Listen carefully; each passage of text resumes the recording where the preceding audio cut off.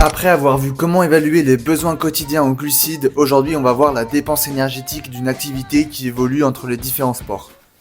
Bienvenue dans un nouveau cours sur les glucides. En course à pied, la dépense énergétique de la course à vitesse moyenne peut être approchée par la formule DE, donc dépense énergétique en kilocalories toujours, qui est égale à P fois D, c'est-à-dire le poids fois la distance. Bien sûr, la dépense énergétique fluctuera en fonction du climat. Gardons notre exemple de la semaine dernière avec un athlète de 70 kg. Courant 10 km, peu importe la vitesse, il dépensera donc 700 kilocalories. Pour le vélo, la dépense énergétique est plus difficile à évaluer car elle dépend grandement des conditions météo, du terrain, de l'état de la route et du chemin, du type de vélo et du relief. En plus de ça, à grande vitesse, la résistance à l'air accroît grandement la dépense énergétique. A l'inverse, le fait de rouler en peloton diminue le coût énergétique. Les estimations nous donnent un ordre d'idée d'une dépense énergétique horaire du vélo entre 400 et 800 kcal pour une vitesse comprise entre 25 et 35 km/h sans vent. Concernant la natation, dédicace aux triathlètes, il y a beaucoup moins de paramètres qui interviennent dans les dépenses énergétiques. Ça sera plus le niveau technique, le choix de la nage et la vitesse. On dit que la dépense varie entre 270 kcal/h pour une bracelante et 850 kcal/h pour un crawl rapide ou un papillon. En ski de fond, il s'agit probablement du sport le plus coûteux en énergie. La dépense dépend du niveau technique, du style choisi, des conditions météo. On estime à 1000 kcal/h. Pour tous les autres sports, il est possible d'estimer ses besoins caloriques à l'aide d'un cardio-fréquence-mètre. Attention à bien l'étalonner. Dans le prochain épisode, on verra les différents apports glucidiques et qu'il vaut mieux privilégier les féculents. Allez, je vous spoil pas plus. J'espère que cet épisode t'aura plu. Pense à t'abonner. Si tu as des questions en commentaire, allez, ciao.